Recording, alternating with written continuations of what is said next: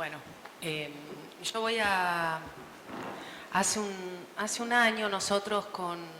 Las jornadas las estamos haciendo con José Fraguas y Eduardo, ¿no? Lo menciono a José porque él también está participando en la coordinación desde la Universidad General Sarmiento y ayer tuvimos un trabajo muy intenso, muy lindo.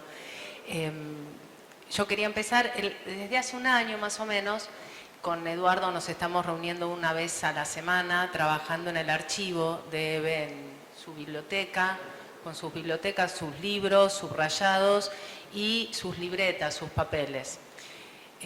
Yo voy a, digamos, el texto que preparé para leer tiene que ver con un poco con ese trabajo, con las libretas de EVE. Y ayer dijeron un par de palabras que a mí me gustaron mucho.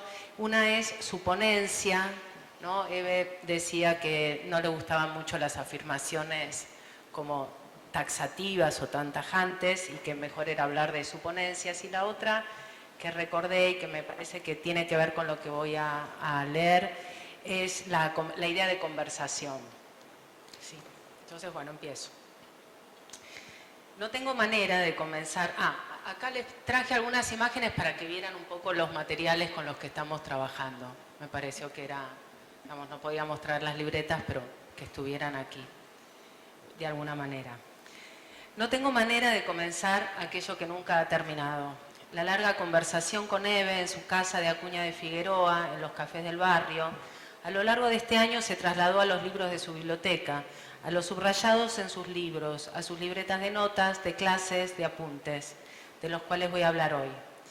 Entonces, como no tengo posibilidad de ordenar tanto fragmento, como los fragmentos proliferan y habitan los espacios de mi casa, me entrego con una cierta felicidad al azar, algo así como Forrest Gump ante la caja de chocolates, y comienzo por una frase cualquiera encontrado en una libreta azul poco prestigiosa, que es: mensajes de adhesión al bien, responder.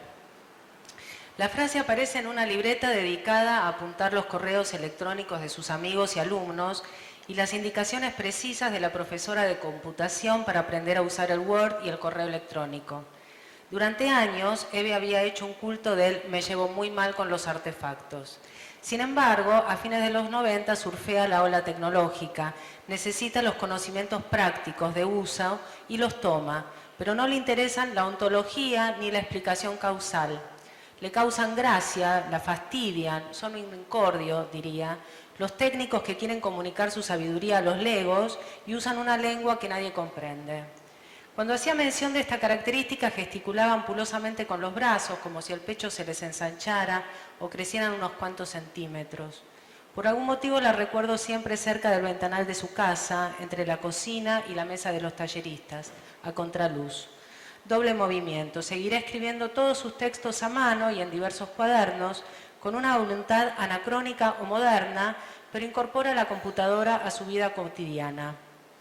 Ese doble movimiento será siempre el motor de su modernidad, creo. Encuentro en la Ilíada, un libro al que ella siempre volvía, una entrada para Eve, personificación de la juventud, hija de Zeus y Hera. Eve, radicalmente joven, era de mirar qué hay de nuevo y tomar solo aquello que le permitía seguir en línea, en viaje, lo estrictamente necesario, con parcial interés por el archivo o el guardado de los materiales y casi nulo interés por la imagen fotográfica. Prefería un presente intenso pero ligero, o más bien aligerado, para poder escribir. Como dice en el final del cuento Querida mamá, yo sospecho alguna pequeña gracia para mí, algún don, pero puedo perturbarlo, el que yo ya tengo bastantes recuerdos y son un peso grande. Te pediría que vos, que eras creyente, encomiendes a Dios tus recuerdos, así yo me hago cargo solo de los míos. Así, más liviana, podré recibir esa gracia. En esa línea, la de tirar lastre, la del orgullo de tirar lastre, puede pensarse otras notas que encuentro. Lista de actividades hechas en enero, probablemente de 2008. Cito: rechacé publicar una nota en el diario que me pedían el destino de Papá Noel. Rechacé la invitación a Ostende. Rechacé jurado en Cuba y Biblioteca Nacional. Un criterio arbitrario o insondable para nosotros parece haberle hecho conservar la mayoría de las libretas que encontramos. Los cuadernos de los últimos años conviven con algunos papeles muy viejos, de los años 80. Hay libretas de algunos libros que escribió, como Del cielo a casa, pero de la mayoría no. Respecto del archivo virtual, en el último upgrade de su computadora, el disco rígido fue borrado. Igual encontramos otro disco, otro archivo, hasta el 2011. Con lo cual lo hallado es fragmento, vestigio, resto que el deseo, la voluntad o el azar ha conservado. Cuando me convenzo de que la frase mensajes de adhesión al bien, responder, es una nota sugerente del discurso evangélico que tanto le interesaba descular ficcionalmente, es decir, la vuelvo seria, la vuelvo productiva, encuentro en otra página de las libretas, de esa misma libreta, algo que puede refutar mi hipótesis, que la pone en el contexto de las proto-redes sociales de los 90. Cito: información profética para joder con otros. En vez de elegir responder, es reenviar. Dirección de destinatario como cualquier mail con su nombre. Y entonces vuelve la voz juguetona, levemente burlona, que mezcla registros. Lo alto y lo bajo, lo altisonante con lo mundano, profecías venidas de un mundo cuyas reglas no podemos descifrar, ni nos interesa, mixturados con juegos burlones entre amigos para perder el tiempo. Y entonces puedo continuar. 2. Índices telefónicos. No sé alemán, pero debe sonar algo así. Das Bett, des war, der Brief. Es una línea, ¿no? En varias ocasiones, Eve señaló que un buen escritor se revelaba por el nombre de sus personajes. Afirmación que no deja de ser arbitraria, como casi cualquier sentencia, pero que se vuelve más interesante si la ponemos en relación con otros aspectos de la estética de Eve. Cuando empezamos a leer un autor que no conocemos, nos preguntamos qué trae de nuevo, cómo mira el mundo, solía decir. Siguiendo ese pensamiento, los nombres de los personajes condensan una mirada, un lugar en el mundo, un destino. Concentran una manera de decir, de hablar, de usar la lengua. Uto Lopardi, Serafín Priana, Stefan, Iorá, Florinda, Bernardina o Luisa son algunos ejemplos. Pero la clave no parece ser el significado etimológico del nombre, sino una sonoridad o prestancia más parecida al hallazgo poético que a la semántica. Un nombre capaz de condensar y calzar en la forma de actuar, incluso en su ausencia de nombre. Sabemos también, porque lo contaba a menudo, que hacía ejercicios mnemotécnicos y que para conciliar el sueño no contaba ovejitas, sino que entraba en una rueda paradigmática de nombres propios. Agarraba una letra del abecedario y decía todos los nombres que se le pudieran ocurrir. Ana, Amador, Amaranta, Azucena, etc. Luego pasaba a la B y así. La distancia entre la palabra y la cosa es uno de los grandes ejes de la escritura de Eve. Distancia que se traduce en sorpresa, asombro, humor, método anti-insomnio o grieta, hendidura de sentido. Distancia que seguramente reconoce en su propia experiencia, aprende a nombrar en la filosofía, en Simone Weil, celebra en Felisberto Hernández, para luego llevarla al terreno de su escritura, la fascinación ante palabras como si fueran objetos, y a la vez la capacidad de observar un objeto cualquiera como si fuera una palabra, en su arbitrariedad, hasta que el objeto muestre su propia luz, se revele su sentido, como dice Simone Weil. Poder distanciarse del nombre propio hasta que se vuelva pura cáscara observable y por lo tanto personaje ya fuera del sentido dramático, agonístico. Personaje al que se le puede agarrar el punto, calibrar, como le gustaba decir. O sea, reunir la palabra con la cosa en un nombre propio, en un nombre nuevo, en una acción. Esta posibilidad de agarrar al personaje aparece en unas anotaciones alrededor del cuento Ella, él, el hijo. Dice en la libreta, ella quiere ir como a la raíz de las cosas. Él tiene miedo de mirar más allá de la superficie. Y después ejemplos de sus actos y decires. Entre las libretas aparece una tarde, vuelvo por acá, un índice telefónico devenido por su uso en Diccionario Básico de Alemán y Enciclopedia de Cultura Griega Clásica. En la B encontramos Bet, Bar, Brief, y en la D, Du, Drei, Die Zeit, que quiere decir tú, tres, de este lado, pero también destino, y viene con una definición. Está presente en Sófocles, no en Esquilo, cuyo planteo es clásico todavía. Los dioses no ven todo, pero observan a los hombres. El hombre cree ser inocente, pero es culpable. Habla de obrar bien y mata a quienes quiere. Una sola grandeza es concedida al hombre, el sufrimiento. La asociación y el uso de estos índices telefónicos resulta sorprendentemente inusual. Pero lo inusual se transforma en una serie cuando encontramos un segundo y un tercer índice diccionario, donde figuran organizados alfabéticamente cuestiones filosóficas y podríamos agregar cuestiones de la narración. A, accidente, Locke. En la S, sexo. ¿Cómo puede ser excitado el apetito carnal por la belleza? En la C, causa, Hume.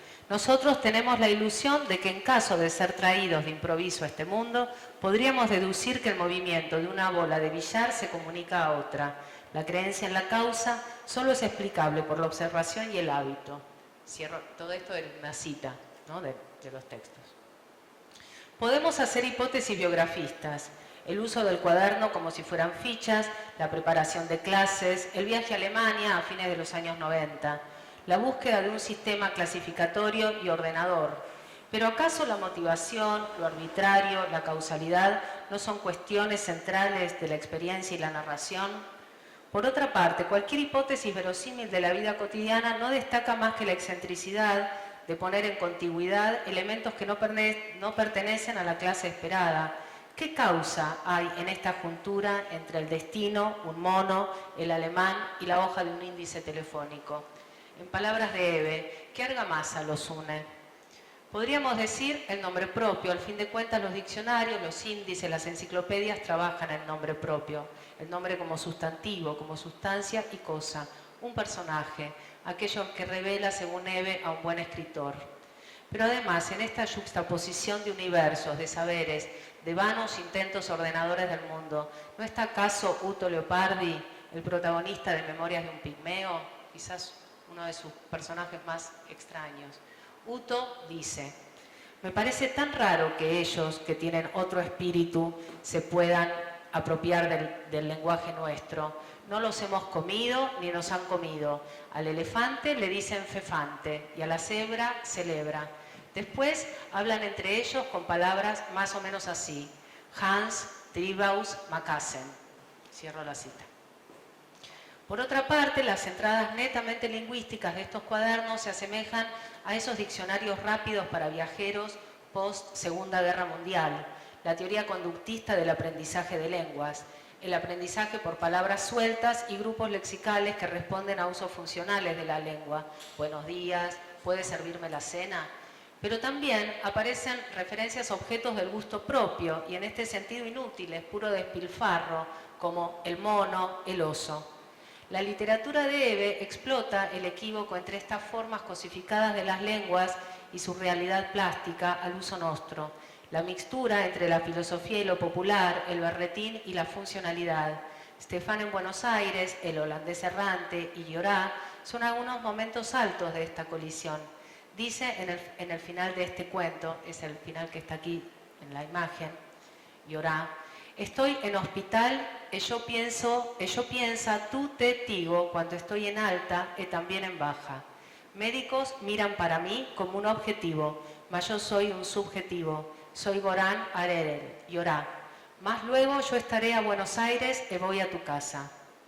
Hebe contaba a veces sobre la carta de Llorá. Fumaba un cigarrillo, sacudía la cenicero en el cenicero de metal, se preguntaba: no hemos encontrado esta carta entre sus papeles, todavía. 3. Campeón. Las señoras siempre mandan. Entre cuadernos universitarios y sobres papel madera aparecen 2 cuadernos campeón, muy modestos, de hojas lisa, amarronadas por el paso del tiempo. Es un producto de la pena, la editorial. Vale acá tomar las palabras como si estuvieran escritas en minúscula. Curiosamente traen chicas en plena explosión deportiva en las tapas. Una lanzadora de bala, una windsurfista, una rubia haciendo esquí acuático. Lo contrario del contexto, dado que son cuadernos de la época de la dictadura. Muy probablemente estos cuadernos fueron escritos en 1980, Son cuadernos de latín, con ejercicios, declinaciones, vocabulario y temas de pruebas, preparados todos con la prolijidad de una profesora o de una alumna del Nacional Buenos Aires. De alguna manera, un rol intercambiable en la estructura jerárquica dominada por el miedo, temerosas de no cumplir con la norma, de salirse del reglamento. Incluso, contaba Eve, temerosa de que se le corriera la medivacha. En efecto, Eve fue durante un breve tiempo profesora de ese colegio y esa experiencia se narra en la Casa de Altos Estudios, una crónica inédita, cito. Tenía la impresión de que cualquier cosa hecha por mí estaría mal. Mi miedo era una especie de miedo animal. Consideraba suficiente que no me golpearan o no me dejaran encerrada ahí adentro. Los cuadernos tienen la pulcritud de un cuaderno de primaria, papeles recortados y pegados con mucha prolijidad, letra clara de imprenta, mención del contenido gramatical, ablativo absoluto y ejercitación ad hoc. Sin embargo, el orden, la jerarquía extrema y la desconexión textual entre las frases introducen el absurdo en los ejercicios de traducción. Cito. La sirvienta no ara a menudo la tierra, pero la granja. La señora no alaba a menudo a sus hijas. ¿Las señoras siempre mandan? El segundo cuaderno presenta además otros elementos productivos en el mundo ficcional de Eve. Puede imaginarla anotando temas gramaticales y pensando frases que permitan ejemplificarlas. De hecho, estaban los títulos, subordinadas temporales, concesivas, etc. Pero ¿qué mundo puede ser dicho en latín? Claramente el mundo de los ejércitos, de la mitología y de la religión. Y entonces, y aquí está lo interesante, me imagino concentrada, escribiendo rápido, con letra despareja y burlona, aparece la deriva, la posibilidad de la mezcla de mundos, lo imposible técnicamente. En los ejemplos, César convive con Penélope o con un gaucho que, cito, con lentos y precisos movimientos cambia el recado, y también con, cito, una muchacha que responde con su más bella sonrisa que el niño estaba en una carnicería. Series imposibles en latín, disparatadas, pero afines a los mundos de Eve. En el cuento ablativo en E o en I, Eve hace una gran ficción de estas experiencias de enseñanza estricta, repetitiva, reglamentaria, cruel, con cierta incoherencia, ¿por qué no?, y absurda. Cito. Ahora sucedía que los alumnos creían que un texto latino podía traer cualquier cosa. Eso significaba que los alumnos no tenían la menor conciencia histórica y tampoco astucia o sensatez para darse cuenta de qué oraciones puede elegir un autor de texto para uso escolar. Y Beni, una novela inédita, comienza así. En 1980, Luisa vivía en una casita que parecía una caja de zapatos. Luisa es profesora de latín y en la zozobra de la relación amorosa que tiene con Beni, un hombre que aparece y desaparece, piensa, sí, ella iba a repasar latín 1 hora por día o 2, si fuese necesario, para ordenar su mente. Nada mejor que empezar con Julio César, que va con los ejércitos de un lado al otro. Pero al rato se enoja. ¿Por qué estaba tan contento ese infeliz? Y aparece lo absurdo. Siempre estaban yendo del Ródano al Rin. Siempre partía al alba o a medianoche. Nunca hacía un recorrido tranquilo por estas regiones al mediodía. Siempre andaba mandando emisarios. El deseo de orden y el absurdo de ese orden, su fracaso, la retórica triunfalista de la dictadura en las tapas de los cuadernos y su reverso, mujeres desorientadas, mujeres con miedo. Quizás estas sean formas posibles de pensar las huellas de la dictadura en la escritura de Eve, a la que nunca alude de manera directa, pero que es indudable como trasfondo en los cuentos del libro La luz de un nuevo día, en la novela Beni y en la crónica inédita ¿Y yo qué hice? El miedo como la marca indeleble en la vida cotidiana, en los cuerpos, y el absurdo, la posibilidad del disparate o la locura, como desobediencia, como línea de fuga. 4, y este ya es el final. Del cielo a casa. Son 2 cuadernos de notas, uno de entrecasa, cuaderno mis apuntes, tapa blanda, animales, marinos y algas, hojas lisas. Otro para sacar a pasear, de tapa dura, mariposas y plumas, hojas reglamentadas. En ambos aparecen entremezclados los cuentos que formaron ese libro, con listas de actividades cotidianas, condensados en imágenes como algunos de los títulos de sus cuentos. Por ejemplo esta, Febrero. Héctor, cortina y toldos. Contestador y control. Fin de mes, horarios de taller. Visita animal y veneno de hormigas. 8. Peluquería y depilación. Y listas también que aluden a deseos de escritura. Algo que tenga que ver con el Paraguay, la historia de Bonpland, Artigas, algo con Armando, algo con animales. Y luego abajo ahí está la sinopsis de Animal Planet, completa. Hermosa, pero voy a hacer muy largo ya.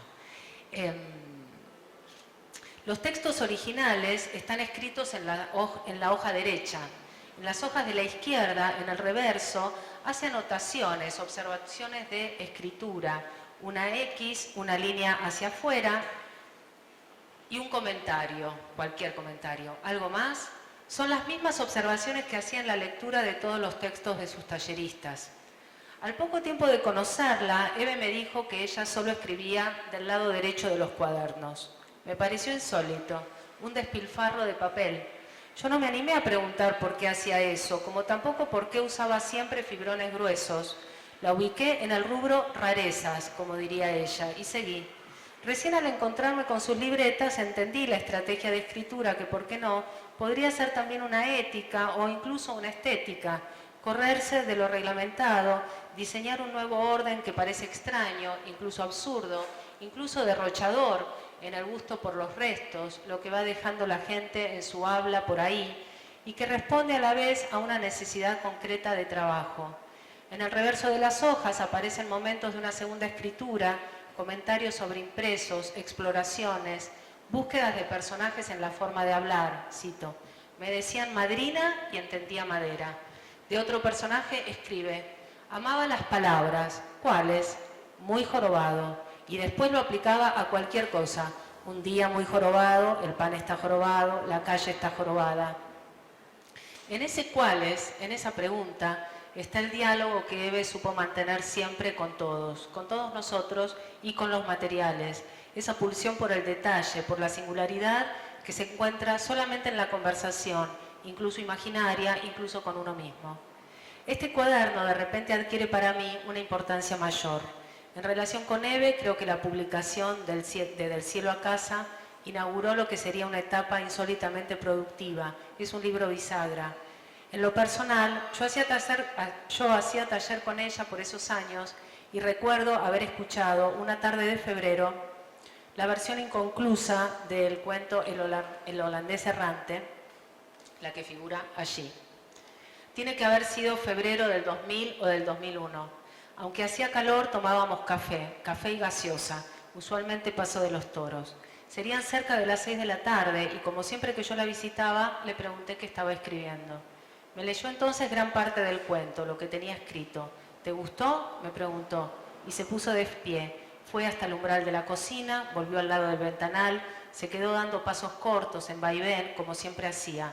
No quiero terminarlo, dijo, y me sonrió con picardía, como si la felicidad de escribir fuera siempre una felicidad primera, una felicidad que sorprende y da pudor confesar, una felicidad que no se quiere soltar. Quizás por algo de esa escena, por mucho de esa escena, este también es uno de los textos que más trabajo me ha costado escribir. Borroneado y vuelto a borronear, sobreabunda o se distiende, pierde forma. Y entonces me entrego, no puede concluir, apenas interrumpirse. Apenas puedo reiterar la escena de nuestra conversación, del atardecer naranja, el café, el aire de verano, el balcón abierto en el departamento de la calle Acuña, para que reverbere siempre. Creo que a Eve este final le hubiera gustado. Muchas gracias.